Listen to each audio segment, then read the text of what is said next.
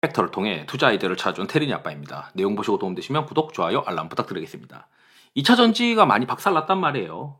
그래도 뭐 한두 달 정도 참으면은 어떻게 좀 매수할 수 있는 어떤 기회를 주지 않을까, 뭐 이런 생각들을 또 하게 됩니다.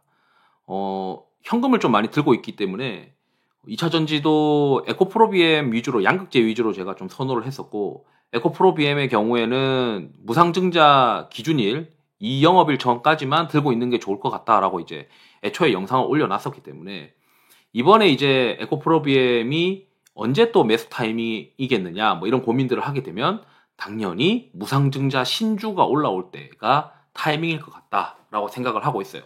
당연히 이제 매물 압박을 계속 받을 거라고 생각을 하고 있기 때문이죠. 우선 내용을 좀 보시게 되면 이 차이나 전기차 ETF는 빠진 게 없어요. 이거 뭐 꾸역꾸역 올라오고 있단 말이에요.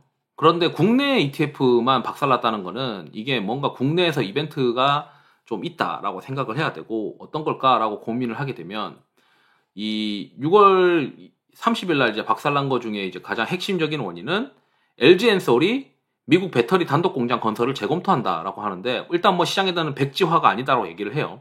일단 착공 연기가 불가피하다라고 되어 있고 매입을 이미 했기 때문에 아예 백지화는 아니다라고 이야기를 하고 있지만, 시장에서는 뭐야 증설을 하면은 무조건 다 실적 나오고 이러는데 왜 갑자기 증설을 안 하지? 혹시 얘네들이 판매 둔화에 대한 두려움이 있는 거 아닌가? 뭐 이런 이제 걱정거리를 시장에다가 던져줘 버렸죠. 그렇다면 이게 결국에는 결자 해지가 되어야 된다고 내용을 보게 되면, 이게 재검토가 완료되는데 걸리는 시간이 2달이라고 되어 있어요. 그럼 이 2달 정도 안에는 이 재검토가 완료가 되면서 불확실성을 해소할 수 있는데, 그만큼 기간 조정이 좀 필요할 수 있고 심지어 가격 조정까지도 발생될 수 있겠다라고 이제 해석을 해야 되겠죠. 그리고 이제 제가 또 걱정하는 게 뭐냐면, 그 자동차도 그렇고 제가 유럽 쪽이 제일 걱정이다라고 말씀드렸잖아요. 연준이 어떻게 금리를 올리고 그 다음에 물가 때문에 유럽도 이제 금리를 올리게 되면 ECB가 금리를 결정을 하게 될 때 과연 이 하이힐드 스프레드, 이게 지금 유럽의 유로 하이힐드 스프레드 인덱스인데, 이게 오늘 보니까 이게 지금 오늘 29일 딱 체크를 해서 29일 짤짤 거를 체크해 보니까 6%가 넘었어요. 남유럽 재정 위기가 요때 2011년도 요때 생겼거든요. 지금 금리 올리지도 않았었는데 벌써 6%가 넘었단 말이에요. 그러면은 ECB가 금리를 올리게 되면은 이 하이힐드 스프레드는 더 올라갈 수 있지 않겠느냐. 그렇다면은 정말 유럽 쪽에서의 경기 둔화가 기업 실적에 영향을 줄 가능성도 배제할 수 없다라고 생각을 해야 되고, 이 애널리스트의 IBK의 보고서인데 이게 6월 21일 날 나온 거예요. 6월 21일 날 나온 내용에서 보시게 되면 핵심은 뭐냐면, 국내 코스피 코스닥 대표 기업들의 유럽 매출 비중이 높은 기업들입니다. LG엔솔이랑 삼성 SDI도 유럽 쪽 매출 비중이 높아요.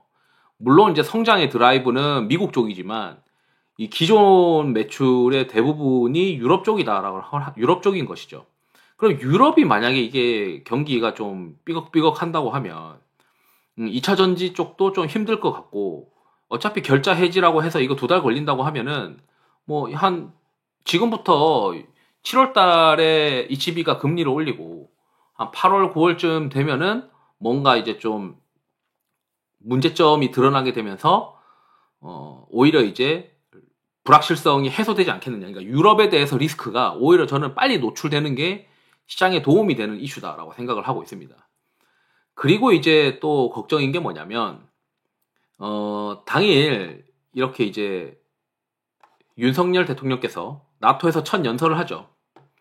연설을 했고, 이게 지금 중국에서의 반응인데, 중국이 나토랑 교류하면은 뭐 자기들 좀 이렇게 뭐 이익을 해치면은 좌시하지 않겠다라고 나오고 있잖아요. 이것 때문에 사실 화장품 기업들이 아작이 났는데, 2차 전지도 무시 못한다라고 하는 거죠. 2차 전지도 한국의 배터리가 히토류 이런 것들을 보게 되면 중국 수입 의존도가 높기 때문이다라고 되어 있어요. 그래서 2차 전지가 중국의 어떤 보복 시 배터리가 직격탄일 수 있다라고 이제 해석이 가능한데, 지금 이제 중국이랑의 어떤 사이가 막 틀어지는 어떤 상황이 계속 더 심화되는지 안 되는지 이런 것들을 좀 봐야 되고, 그런 부분들을 보는 것도 한두 달 정도, 이 재검토 완료되는 이 한두 달 안에 중국이랑 갑자기 더 사이가 나빠질 수 있는지 이런 것들도 좀 체크가 되지 않겠느냐라고 생각이 듭니다. 그리고 하나 이제 보게 되면 일단 이거는 이제 그 6브라임산 리튬 가격인데 최근에 이제 횡보하고 있다. 일단 이게 하락이 좀 멈춘 것 같다라고 이제 생각은 언뜻 듭니다. 이게 횡보한 지가 꽤 됐어요. 계속 줄줄 빠지기만 하더니. 그리고 전자공시 시스템에서 에코프로비엠의 경우에는 무상증자 기준일이 있고 그 무상증자 기준일 2영업일 전까지를 들고 가는 게 어떻겠느냐라고 얘기했고 신주 배정 기준일이 6월 28일이잖아요. 무상증자의 경우가. 2영업일 전이면은 이제 6월 한 26일이나 24일이나 뭐 이렇게 2영업일 또는 3영업일 전에 이제 매도를 하고 언제 다시 사면 좋을까라고 고민을 하면 결국 이게 재밌는 게 뭐냐면 유상증자의 신주가 언제 올라오냐면 7월 7일 날 올라와요. 그래서 7월 7일 날 매물 압박을 또 받을 거고 그 다음에 유상증자는 7월 7일, 무상증자는 7월 15일 날 올라옵니다. 그러면 7월 15일 날까지 좀 기다리면 뭐 사람들 뭐 한 주가 2주 되고 한 주가 뭐 3주 된 경우에는 이 추가로 받은 주식을 또 그 중에서 일부가 이제 시장에 매물로 나오는 게 2022년 7월 15일일 가능성이 높아요. 그렇다면 이때쯤 되면은 또 한번 이제 에코프로비엠이 가격 매력을 또 시장에서 던져주는 어떤 시기가 될 수 있으니까 한번 보면은 좋을 것 같다라고 생각이 들고 그리고 이제 뭘 또 한두 달 안에 또 뭘 봐야 되냐면 지금 이게 2차 전지의 어떤 수출 데이터인데 6월 달에 굉장히 슬로우하단 말이에요. 5월 달 대비해서. 그렇다면 7월 달에는 회복될 수 있느냐? 뭐 6월 달에 뭐 화물연대 파업도 있고 뭐 영업일수도 좀 적고 뭐 그래 좋다 이거죠.